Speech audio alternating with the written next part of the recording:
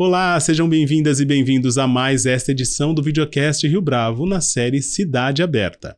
Nosso tema, nesta ocasião, é Plano Diretor.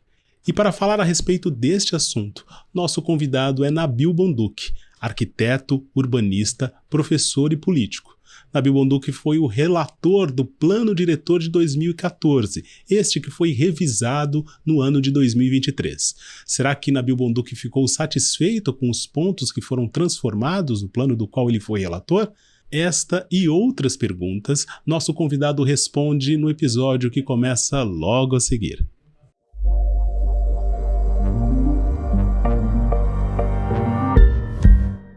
Nabil Bonduque, é um prazer tê-lo aqui conosco em mais este episódio do Videocast Rio Bravo. Muito obrigado pela sua participação. Eu que agradeço o convite, é um prazer estar aqui conversando com vocês. Nabil, tem uma trajetória bastante singular quando a gente olha a sua biografia, porque tem o Nabil Bonduque pesquisador, professor da FAO, e o Nabil Bonduque que foi, digamos assim, para a linha de frente como elaborador, formulador de políticas públicas. Essa trajetória, essa passagem foi difícil? Como é que foi? Pedindo para você contar um pouco dessa sua história. Olha, na verdade não foi uma passagem. Na verdade foi aquilo que eu faço, uma trajetória entrelaçada, né? Porque eu nunca deixei de estar na universidade e nunca deixei de pensar em termos de políticas públicas. É claro que em alguns momentos eu estava mais priorizando ou trabalhando mais em pesquisa, nos livros, na área acadêmica, e em outros momentos eu estava mais na gestão, na gestão, seja na gestão pública, seja no legislativo, seja inclusive fora do poder público, mas também atuando, debatendo os temas da cidade, né? Então é mais uma trajetória entrelaçada, onde a experiência, ambas as experiências, elas se retroalimentam, né? Então eu sempre lembro assim que para mim foi muito importante quando eu estava fazendo meu doutorado, né, que era sobre a história da habitação, que gerou um livro bastante conhecido, que é Origens da Habitação Social no Brasil.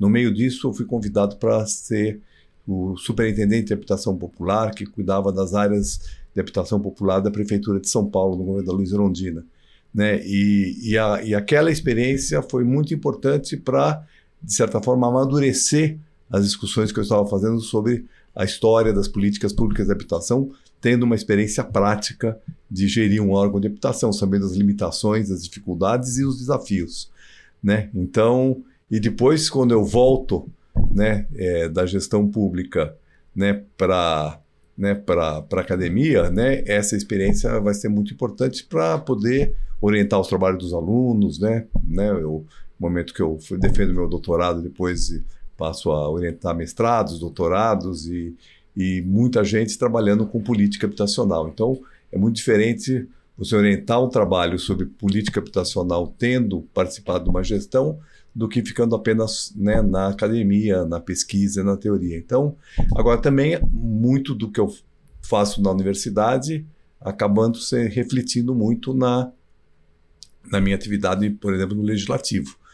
Quando eu fui relator do plano diretor, por exemplo, o fato de eu ser professor de planejamento, de dialogar com os outros professores, com os alunos, conhecer a história do planejamento da cidade, a trajetória do planejamento da cidade é muito importante para, na hora que você está numa função pública, poder fazer aquilo com pelo menos com o maior conhecimento da situação e do contexto no qual a gente está envolvido. A gente vai chegar no plano diretor de 2014 daqui a pouquinho, mas antes eu queria saber o seguinte: quando no poder público as preocupações do pesquisador Nabil Bonduque conseguiram ganhar tração nesses projetos? Olha, tem vários momentos, mas eu acho que principalmente para pegar na origem, eu acho que a primeira experiência que eu tive no poder público foi exatamente coordenando o programa de habitação de interesse social. Nós desenvolvemos alguns programas habitacionais que foram bastante inovadores na época, né? E inovadores que eu digo porque a tradição que a gente viu, eu estou falando do final dos anos 80, nós vimos a tradição do BNH, das Coabs, da produção de conjuntos habitacionais muito uniformes, né? Com pouca variedade. E aí foi uma experiência que nós trabalhamos muito para ter diversidade na produção habitacional, tanto do ponto de vista de programas, pensar programas diferentes, mais adequados a cada realidade que ia se enfrentar, como também de projetos diferenciados, né, do ponto de vista do urbanismo, do ponto de vista da arquitetura. Então, né, esse eu acho que foi um momento bastante rico, né, em relação a esse aspecto, né, onde, por exemplo, eu na época estava fazendo uma pesquisa sobre principalmente os anos 40, 50, né, de habitação, que é o momento que surgem os primeiros conjuntos habitacionais. Então, nesse momento foi muito importante, né, por um lado, conhecer os projetos inovadores inovadores não, projetos que eram daquela época, mas que eram desconhecidos, né? A gente conhecia os BNHs, as Coabs, não conhecia pouco do período anterior. Então, a pesquisa foi muito importante para a gente chegar no poder público e falar, não, é possível fazer um projeto de habitação diferente daquele conjunto H, né, que era o conjunto tradicional da Coab, né, ou pensar que podia se fazer projetos inseridos na malha urbana, projetos de habitação de interesse social, e não só aqueles conjuntos, né, com centenas e milhares de casinhas, ou centenas de blocos, né, de 4 andares, que é o que caracterizava a política de habitação. Então, foi um momento importante esse diálogo entre a pesquisa sobre projetos habitacionais e a possibilidade de colocar em execução. Claro que aí você sempre tem o engenheiro que chega ali na tua mesa e fala assim, vocês estão fazendo projetos muito diferenciados, para nós era melhor fazer tudo igual, porque vai ser mais rápido e vai ser, né, vai dar menos trabalho, né? Mas esse é um desafio que a gente enfrenta, né? Sempre o que eu sempre coloquei nas conclusões dos meus livros, né? Que é o desafio de enfrentar a questão da quantidade com qualidade. E eu acho que esse é um dos grandes desafios na área da habitação popular, e essa experiência toda me mostrou isso. Agora sim, falando do plano diretor de 2014, é um marco na história da cidade, e a minha primeira pergunta nesse quesito é a seguinte: quão difícil é desenhar um plano para uma cidade com as características de São Paulo, com essa quantidade populacional, com a estrutura de origem e destino dos seus habitantes, sobretudo no que se refere ao mercado de trabalho? Qual é o principal desafio, Nabil? Olha, eu acho que, bom, tem vários desafios, né? Claro que nós estamos trabalhando com uma cidade já bastante consolidada, né? Eu dei muito tempo a aula de história do urbanismo, né? E as cidades, ela é uma sobreposição de períodos e de etapas, né? As cidades não são... A gente fala às vezes da cidade do século XX, do século XIX, etc., mas a cidade do século XX reflete os períodos anteriores, né? E esses períodos anteriores têm muita inércia, né? É claro que, por exemplo, São Paulo conseguiu no final do século XIX, não sei se conseguiu ou se infelizmente fez isso, né? Ela destruiu praticamente a cidade colonial, derrubou toda a cidade colonial, né, no final do século XIX, a cidade da Taipa, né? Era uma cidade muito pequena, uma cidade colonial, né? Em 1873, São Paulo tinha 23 mil habitantes, né? Então, né, quando a gente chega já no final do século XX, a cidade do concreto, né, que já é, né, na linguagem do professor Benito Lima de Toledo, que ele, né, fala 3 cidades em um século, a cidade da Taipa, a cidade do Tijolo, que é essa cidade que se constitui no fim do século XIX até meados do século XX, e a cidade do concreto, que é a cidade dos prédios. Quando a gente chega no final do século XX, né, a cidade de concreto, ela já é muito mais difícil, ela tem muito mais inércia, certo? Ela é muito mais difícil de você demoli-la, como foi feito com a cidade de Taipa. Então, por exemplo, a problemática do centro hoje é uma problemática muito grande, porque você tem edifícios que foram construídos entre os anos 20, 30 e os anos 70, né, que já tem um grau de obsolescência grande, e é muito difícil eles serem transformados. A mesma coisa acontece na outra ponta da cidade, que é a periferia, né? Quer dizer, hoje nós temos muitos bairros periféricos, favelas, loteamentos clandestinos, que são bairros que estão constituídos com ruas estreitas, né, com construções chegando na beira dos córregos, com construções em áreas íngremes. Então, é muito difícil, né, a transformação disso, que de alguma maneira é necessária para dar qualidade para essas áreas, é difícil de fazer. Então, a inércia da cidade é muito grande. E também a gente tem uma questão que a cidade tem muitos interesses e muitos pontos de vista. Então, né, aí vem um grande desafio. Então, nós temos áreas muito consolidadas da cidade, que tem uma boa condição urbana de habitação, e os moradores não querem que ela se transforme, né? Falando especificamente da região dos Jardins, por exemplo. Por exemplo, né, a área mais consolidada da cidade, ela é uma área com qualidade urbanística, com qualidade paisagística, e os moradores querem continuar com aquela condição. E, obviamente, uma transformação, por exemplo, uma verticalização, sofre muita resistência. E nós temos hoje uma resistência muito grande à verticalização. O Plano Diretor 2014, nós buscamos, e foi muito esse o meu papel, tentar encontrar um ponto de equilíbrio, né? Quando se propõe adotar uma estratégia urbanística, né, que não era uma novidade, né? Em Curitiba, nos anos 60 para os 70, né, já adotou uma diretriz de um adensamento junto ao transporte coletivo de massa. No caso de Curitiba, eram corredores de ônibus, né, pioneiros, né, no Brasil, né, mas agora, por exemplo, corredores de ônibus como o da Rebouças, metrô, né? Então, a ideia do Plano Diretor 2014 era se adensar, mas numa faixa relativamente pequena e próxima do transporte coletivo, e não só no centro expandido. A ideia é levar isso para a cidade como um todo, de alguma maneira reestruturar, né? Claro que as áreas já qualificadas, né, elas não precisam ser reestruturadas de maneira estrutural, né? É muito mais uma mudança no âmbito do lote. Mas se a gente vai, por exemplo, à Zona Leste, para outras regiões da cidade, né, essa transformação ela pode ser um início de um processo de transformação mais estrutural. E qualificar essas regiões para também a gente poder ter uma cidade menos desigual, né, que é o que tem hoje.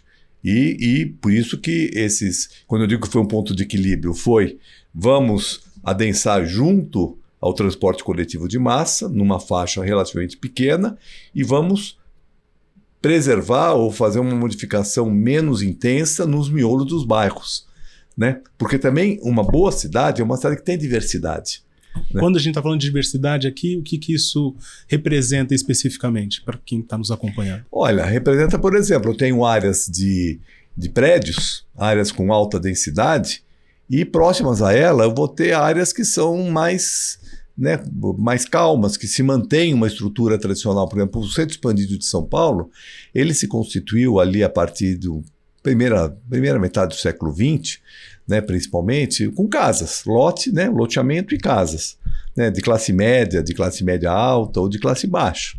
Certo? Essas áreas, tem muita gente que mora nesses lugares, considera uma boa qualidade de moradia e não quer que ela se transforme, né? Então, por outro lado, é necessário que, principalmente nas áreas mais próximas do transporte coletivo, que haja um adensamento. Então, o equilíbrio foi esse. Vamos adensar perto do transporte coletivo e vamos não transformar de maneira tão intensa os miolos dos bairros, de modo que eu vou ter diversidade. Densidades mais altas em alguns lugares, densidades mais médias em outros, não é necessariamente baixa, né? Áreas que são áreas verdes. E uma boa cidade, inclusive para o mercado imobiliário, inclusive para quem tem, vamos dizer assim, para as pessoas que têm recursos para adquirir um apartamento mais caro, etc., é que ela também tenha diversidade, tenha proximidade, que ela possa, por exemplo, sair do seu prédio, do seu apartamento e poder ter uma área arborizada, né, poder ter áreas de pequenos comércios em casas ou restaurantes em ambientes mais agradáveis, não com tanta densidade, tanto movimento. Então, essa diversidade é uma diversidade rica para as cidades. E as cidades mais interessantes são aquelas que têm diversidade, que você de repente entra numa vila, que é uma vila com uma rua estreita, com umas casas baixas, né? Ou pode entrar numa praça, né? Numa área arborizada. Então, eu acho que essa diversidade é muito importante. Então, o que se buscou em 2014, essa é nosso, né? Era exatamente um certo equilíbrio. É claro que o mercado imobiliário ele sempre quer mais áreas para poder trabalhar, né? Porque isso dá mais possibilidades de comprar lotes mais baratos, etc. E, por outro lado, os moradores querem que não tenha prédio no seu entorno, né? Então, esse equilíbrio é sempre uma dificuldade de ser obtido e acho que aí que entra um pouco da política, né? A política é tentar convencer que pode ter boas soluções para todos e isso que nós precisamos na de São Paulo. Agora, como eu falei, né, a dificuldade que nós temos é exatamente nas áreas mais periféricas, né? Porque elas são, né, no centro nós temos também alguns problemas que precisam ser enfrentados, né? Mas nas áreas periféricas, principalmente, porque você tem grandes territórios muito pouco qualificados. E nós precisaríamos, então, ali investir muito para, né, transformar aquelas áreas em áreas adequadas, com mais diversidade. Também lá com mais diversidade, inclusive de renda. O interessante é a gente ter diversidade também de renda, em ambos os lugares, ou seja, ter mais trabalhadores de renda média baixa, de renda baixa, morando nessas áreas mais qualificadas, porque isso também vai permitir que eles possam estar mais próximos do trabalho, né? E também ter uma classe média, né, que vai morar em outros bairros. Eu sempre digo que um dos objetivos do Plano Diretor é reduzir as desigualdades na cidade. Se eu tiver, por exemplo, se cada núcleo no entorno de cada estação de metrô, de cada estação de trem na cidade, hoje o metrô e o trem estão nas áreas periféricas, for uma área qualificada, nós vamos estar qualificando aquela área para os moradores que já estão lá e também para, eventualmente, outros moradores que vão poder, né, chegar naquelas regiões e que vão ter interesse em morar ali, né, e poder ter cidades menos, vamos dizer assim, núcleos urbanos mais qualificados e diversos, né? Por exemplo, se chegar vamos chegar numa estação como a estação de São Mateus, né, do monotrilho, ou a estação de São Miguel, ou a estação de Capão Redondo, e aquele entorno ser um entorno qualificado, que você sente que você está na cidade, que você não está num lugar que não tem comércio, que não tem serviço, que não tem equipamentos culturais, né? Eu acho que essa cidade vai ser uma cidade muito melhor para todos.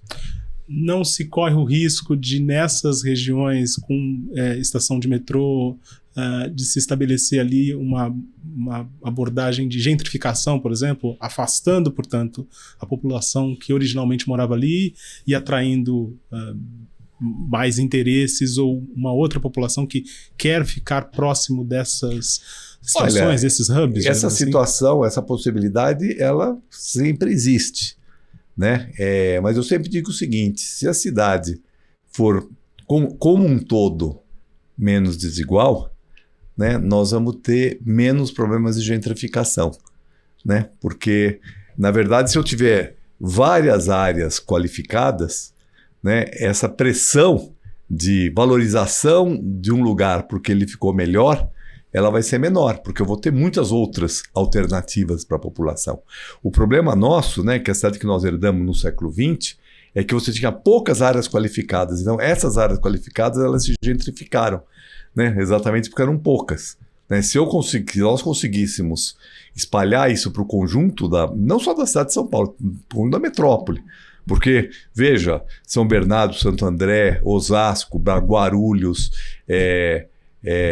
Taboão da Serra, os municípios da região metropolitana, né? Porque hoje o fato urbano de São Paulo não está limitado aos limites administrativos do município de São Paulo. Infelizmente, o plano diretor é só de uma cidade. Cada cidade tem seu plano diretor, tem sua gestão, suas prioridades, né? Mas o ideal é que a gente pudesse ter cada município da região metropolitana de São Paulo, assim como cada estação de metrô, né, ou cada distrito de São Paulo tem 96 distritos, qualificados, né? Inclusive porque isso permitiria que a população pudesse ter emprego próximo, né, de onde mora. Então, essa questão que nós estávamos falando, né, no metrô, ali próximo do metrô, vai qualificar, né, vai talvez vir uma população de renda um pouco mais alta, né, uma renda média, não vai ser a elite, né, vai ser uma classe média, às vezes uma classe média da própria região, né, que acaba...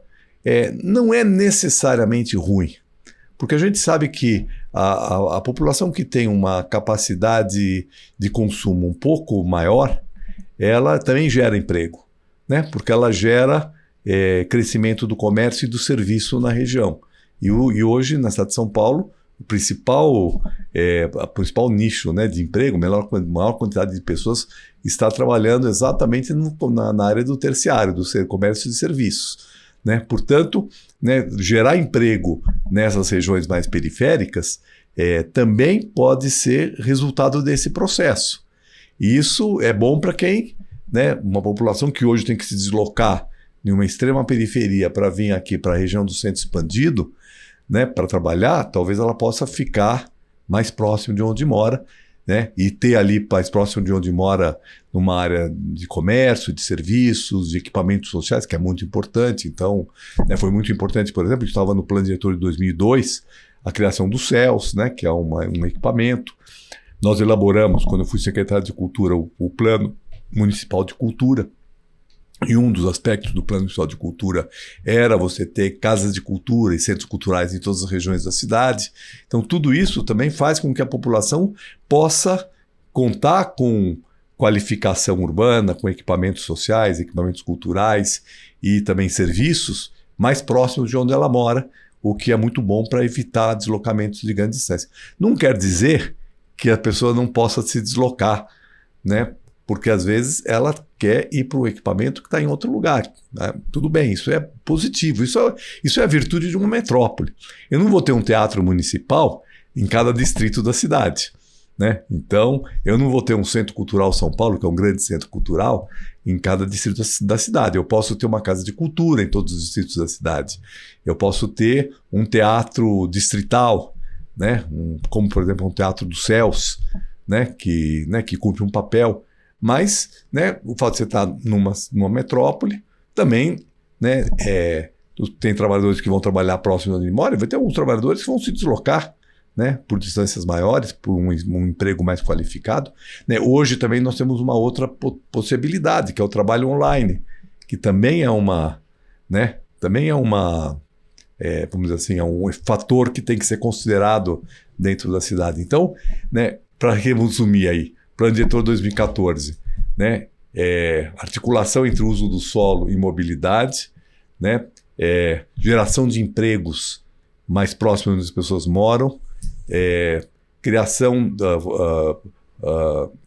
produção de habitação, promoção de habitação de classe média baixa e mesmo de interesse social em áreas onde tem muito emprego, né? Então são algumas diretrizes fundamentais. Evitar o crescimento horizontal da cidade, o que significa aproveitar as áreas subutilizadas, né? Por exemplo, as antigas áreas industriais, né? Que têm que ser planejadas para isso, né? Através dos planos dos projetos de intervenção urbana, das operações urbanas, aproveitar os vazios urbanos, prédios subutilizados, terrenos vazios, como, por exemplo, terrenos ocupados só com estacionamento, né? Com isso, a gente pode crescer a cidade mais para dentro, né? E qual é a grande questão que talvez não tenha sido ainda muito bem enfrentada? Que é como a transformação dessas áreas possa se fazer sem impactar de maneira muito fortemente as áreas que não querem se transformar ou que não vão se transformar, né? E também o mercado imobiliário, né, ter assim, como é que eu diria, a lucidez de que ele também precisa procurar outras localizações, valorizar outras localizações. Tem uma tendência do mercado imobiliário de se concentrar, né, num pedaço restrito da cidade. O mercado imobiliário eu diria o mercado imobiliário mais estruturado, né? Porque se a gente vai hoje para certas áreas periféricas, a gente vê empreendimentos imobiliários de outro patamar, de outro padrão, mas que também estão acontecendo na cidade. Eu tenho percorrido a cidade, você vai para uma regiões como Itaquera, mesmo como Campo Limpo, né? Você tem ali já um mercado imobiliário atuando, né? Mas o mercado imobiliário mais estruturado, aquele que está com ações na bolsa, aquele que está, né? Ele está procurando mais esse nicho, que é o nicho do centro expandido, né? Os bairros mais valorizados da cidade. Eu acho que, né, a gente poder ter mais áreas para poder atuar, né, também vai ser uma coisa muito positiva. E o mercado talvez possa ter esse papel, né, de diversificar suas localizações. Como é que o plano diretor de 2014 enfrentou a questão do meio ambiente, Nabil? Havia uma preocupação específica em relação às áreas verdes da cidade? Sim. Houve várias preocupações. A primeira foi fazer claro, a partir... Porque veja, quando a gente fala plano diretor, né, o plano diretor é resultado de muitos estudos e do trabalho de várias secretarias e também da sociedade. Não é um plano diretor que é elaborado de maneira centralizada, né? Então, a partir dos estudos da Secretaria do Verde e do Meio Ambiente, a partir das propostas e reivindicações que surgiram do processo participativo, nós identificamos e mapeamos 168 novos parques para a cidade. Alguns já são áreas públicas, outros áreas privadas. E essas áreas, elas foram todas transformadas em ZEPAM. Isso foi uma novidade importante, né? Porque a ZEPAM é a Zona Especial de Proteção Ambiental, né? Ela tem um coeficiente de 0,1, né? Ou seja, de 10%. Então, de certa forma, se congelaram essas áreas, né? Isso está muito dentro daquilo que eu falei. Nós precisamos, né, ter áreas de maior densidade, que é perto do transporte coletivo, áreas de densidade média ou de densidades mais baixas e áreas não ocupadas. Essa diversidade que é a riqueza da cidade. Então, né, preservar essas áreas verdes, inclusive, permite, né, que, né, a gente possa criar um atrativo em certas regiões da cidade. Né, tá próximos a parque, próximos às áreas verdes, é um atrativo, né, para as pessoas que querem morar. Então, essa foi uma preocupação importante, né, planejar os novos parques e, de certa forma, congelar essas áreas verdes para que elas se mantivessem enquanto a prefeitura não tivesse recursos, né, para adquirir essas áreas e implantar os parques. Agora o prefeito anunciou uma grande desapropriação de áreas públicas. Muitos desses parques, principalmente as áreas mais periféricas, estão incluídos nessa desapropriação que foi feita pelo prefeito. Mas ainda é um decreto de desapropriação. Isso precisa ser, né, transformado. Outro aspecto importante do ponto de vista ambiental foi a recriação da zona rural, que está muito ligado àquilo que eu falei, de evitar a expansão horizontal da cidade, né? Ou seja, antigamente, né, no século XX, a gente já fala do século XX como uma coisa um pouco muito distante, tempo, né? Muito tempo, né?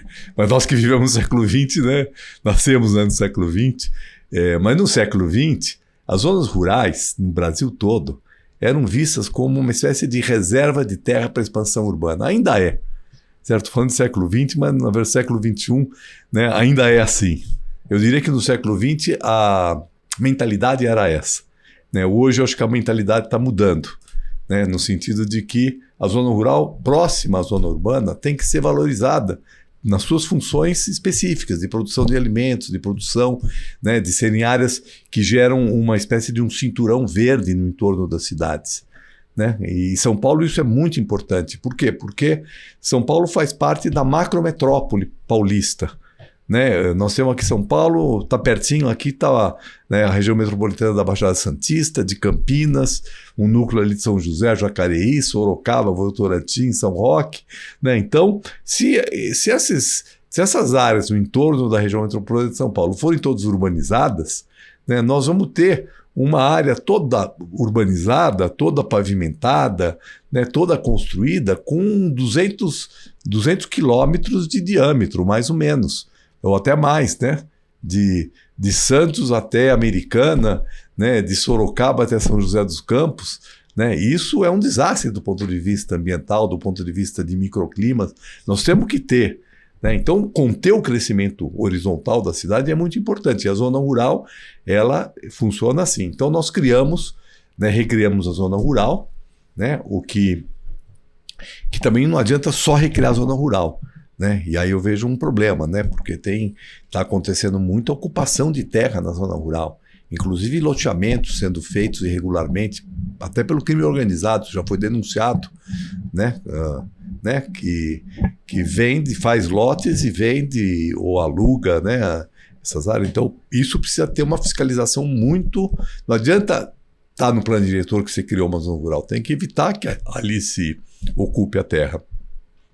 E também se criou uma coisa importante, que foi o pagamento por serviços ambientais, né? Ou seja, se um proprietário preserva uma área verde, recupera uma nascentes, faz a conversão de uma agricultura convencional para agricultura orgânica, principalmente em regiões de mananciais, o que vai significar, né, uma melhoria da qualidade do solo, da qualidade da água daquela região.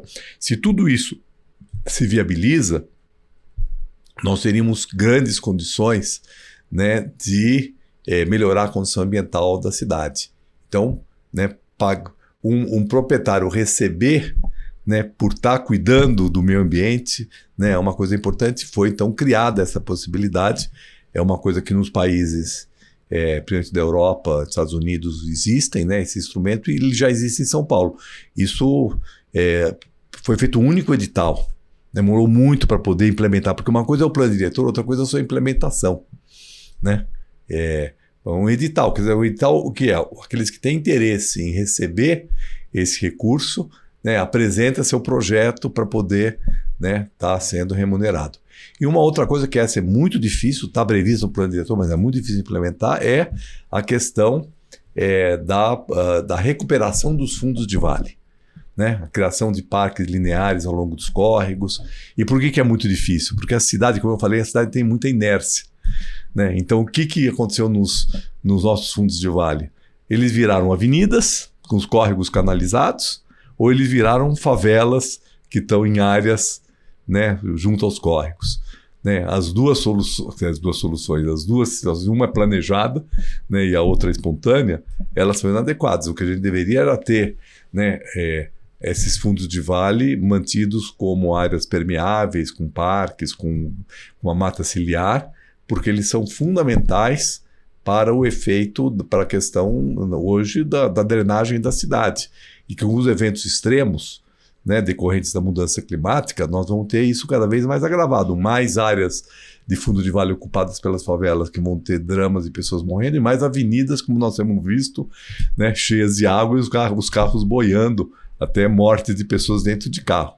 E tem uma última coisa que também é importante, já que estamos falando de meio ambiente, falei de mudanças climáticas, são os incentivos para as construções sustentáveis, né? Ou seja, né, economia de energia, reuso da água, energia solar, mais permeabilidade do solo, né? Ou seja, uma produção imobiliária, uma produção, né, as construções, a construção civil está melhor preparada para enfrentar os efeitos, né, das mudanças climáticas, evitando a emissão, né, de CO2. É claro que quando a gente está falando aqui de mudança do padrão de mobilidade, estímulo ao transporte coletivo, adensamento perto do metrô, nós também estamos falando em ter menos carros circulando, que é um outro fator fundamental aí na geração de gases de efeito estufa. Uma última pergunta, Nabil. No ano de 2023, o plano diretor passou por uma revisão que foi bastante criticada. Talvez nem todas as pessoas tenham ouvido falar a respeito disso, mas o fato é que houve uma disputa muito grande política por conta dos parâmetros dessa revisão. Qual que é a sua leitura a respeito disso? Porque os vereadores que levaram adiante boa parte dessas transformações nesse plano de 2014. Olha, eu fiquei bastante triste com o resultado, com o processo e com o resultado. Né? Tendo sido relator do plano diretor, né, poderia se falar assim, não, ele não quer que mexa. Né? Não, pelo contrário. Eu acho que tinha muita coisa que era importante mexer no plano diretor. E principalmente na lei de uso e ocupação do solo. Era preciso fazer uma boa leitura da situação, identificar os problemas, né, e buscar soluções pactuadas para os problemas que estavam se identificando. Né, por exemplo, o mercado imobiliário reclamava que tinha poucas áreas para adensamento. Né, as associações de moradores reclamavam que os impactos da verticalização era muito grande. Né, muitos, né, reclamavam, inclusive eu, de que os objetivos que estavam se pretendendo, por exemplo, nas áreas de adensamento, não estavam sendo atingidos. Né? Por exemplo, a ideia, né, desses eixos é que a gente tivesse um tipo de apartamento de tamanho médio. né? Que não fosse nem muito grande nem muito pequeno. Né? Foi estabelecida uma cota de terreno por unidade habitacional para isso, que é de 20 metros de cota de terreno por unidade. Como o coeficiente era 4, né, projetava um apartamento de 80 metros, que é um tamanho bastante razoável. Não foi o que aconteceu. Não foi o que aconteceu. O que aconteceu foi, assim, o mercado imobiliário, ele fez dentro da lei, né? Assim, claro que aproveitando o máximo possível a lei, tem coisas que, né, às vezes a gente também precisa discutir, né, como as varandas e tal, que é uma discussão muito mais específica, não dá para tratar aqui. Mas o que ele fez? Ele fez muitos apartamentos pequenos, muitos deles destinados para investimento e para aluguel de curta temporada, que passou a ser na cidade um negócio interessante, e muitos apartamentos grandes, certo? Então, com isso não se promoveu o adensamento populacional perto do transporte coletivo, que é o que se pretendia.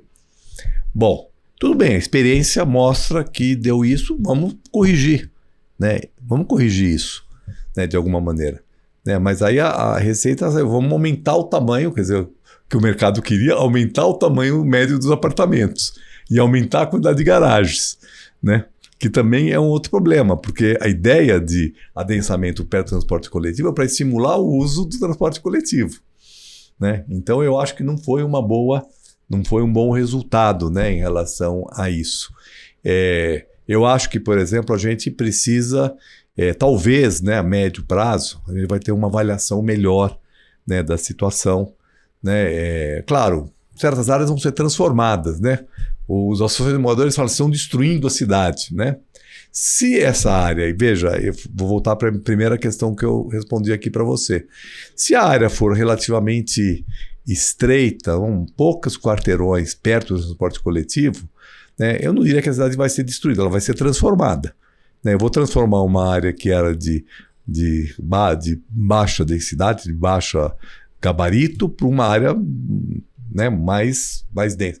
O que, vamos dizer assim, se forem bons projetos, que cumprem inclusive alguns objetivos que o plano diretor colocava, fachada ativa, né, ou seja, ter comércio junto ao térreo, calçadas largas, né, fruição pública no térreo, que alguns projetos têm, ou seja, você atravessar, né, pelo térreo de uma rua para outra, criando galerias, né? Se isso pudesse ser feito dessa maneira, vai ser uma transformação, mas pode ser uma transformação positiva, né? Poderia ser uma transformação positiva, pode ser uma transformação positiva, né? Não é necessariamente uma destruição, é uma transformação, certo? Né? Agora, se você faz isso em uma larga escala, né, como agora em alguns lugares ficaram, que se alargou muito o eixo, então aí você vai ter uma coisa que eu acho que é muito ruim na cidade, que é uma verticalização dispersa. O que é a verticalização dispersa? Você ter prédios isolados, né, no meio do casario. Isso é muito ruim, né, porque isso gera, além de gerar um impacto muito forte na paisagem, né, gera um impacto para as próprias habitações, gera uma certa contaminação, porque aquelas moradias que ficam em torno do prédio ficam sombreadas, né, se desvalorizam, e com isso a cidade também perde um pouco. Uma certa uniformidade na cidade, ela é boa, né? Quer dizer, tem que ter diversidade, mas também tem que ter alguma universidade. Você pega assim a Avenida Paulista, né? Ela era todas as casas, virou quase tudo prédio. Mas ela virando prédio, ela continuou sendo uma avenida bonita. Né? Sobraram algumas casas que até ficam valorizadas, como, por exemplo, a Casa das Rosas, na Avenida Paulista. Né? Uma outra casa que ficou... Né? Então, mas ela se mudou de maneira mais integral. Eu vou para Higienópolis, né? Você tem muitos prédios com boa qualidade arquitetônica e você tem uma certa verticalização um pouco generalizada naquela região e tem uma boa qualidade. Né? Então, mas também é bonito você ir para... sei lá, nos jardins, né, você ter, né, umas áreas de casas, ou você vai para uma região, né, arborizada, com casas, também é uma região que dá uma certa uniformidade. Mas na hora que começa a aparecer um prédio no meio do casario, um prédio isolado aqui, outro ali, né, você começa a desqualificar a cidade. Então, nós temos que trabalhar na perspectiva da qualificação da cidade, da qualidade arquitetônica, urbanística, e aí eu diria o seguinte, estou falando, claro, do meu ponto de vista. Uma boa revisão, né, da lei de uso e ocupação do solo, né, se pudesse ser feita a curto prazo, seria muito positivo para a cidade, né, e ser pactuada, ser discutida, ser olhado o território, né? Como nós falamos agora, eu falei agora há pouco da questão da proteção de imóveis e patrimônio, né? Precisa identificar quais são esses imóveis, identificar quais são as vilas que nós vamos proteger, certo? E criar, então, projetar um pouco a transformação da cidade e não deixar a cidade se transformar um pouco assim no espontâneo, né? E eu acho que, infelizmente, essa revisão ela não conseguiu dar conta disso. E foi um processo também muito tumultuado, porque a Câmara mexeu sem critério, né? O prédio executivo era tímido, a Câmara mexeu sem critério, o prefeito vetou um número grande, corretamente, inclusive, algumas coisas vetou, do meu ponto de vista. Agora a Câmara está falando em derrubar veto, ou seja, não tem uma concepção, né, geral da cidade. Eu sempre digo o seguinte, do período que eu fui relator, nós atendemos e tentamos equilibrar aí os vários pontos de vista, mas buscando criar um projeto que tivesse uma coerência como um todo. Eu acho que essa é uma questão importante, né? Manter uma coerência, né? Um certo equilíbrio, né? Atendemos um pouco os que não queriam tanta verticalização, atendemos, né? O mercado imobiliário não pode reclamar, porque ele nunca produziu tanto como nos últimos anos, né? Ele está reclamando, mas ele nunca produziu tanto, né? Então, né? Nós temos zonas, por exemplo, as áreas de antiga orla industrial, muito bem localizada, que formam uma espécie de arco no entorno do centro expandido, que é um lugar de grande potencialidade para poder atuar o mercado, mas deveria atuar com planos urbanísticos. Então nós temos que, eu apesar de tudo ainda sou otimista que a gente pode ir corrigindo essa cidade, e acho que uma próxima revisão aí da lei de desocupação do solo, eu acho que a gente pode colocar a cidade nos eixos. Nabil Bonduque, foi um prazer tê-lo aqui conosco neste episódio do Videocast Rio Bravo. Muito obrigado pela sua participação. Obrigado, eu que agradeço e estamos aí sempre à disposição para debater a cidade. Chegamos ao fim de mais este episódio da série Cidade Aberta. Fique conosco e até a próxima.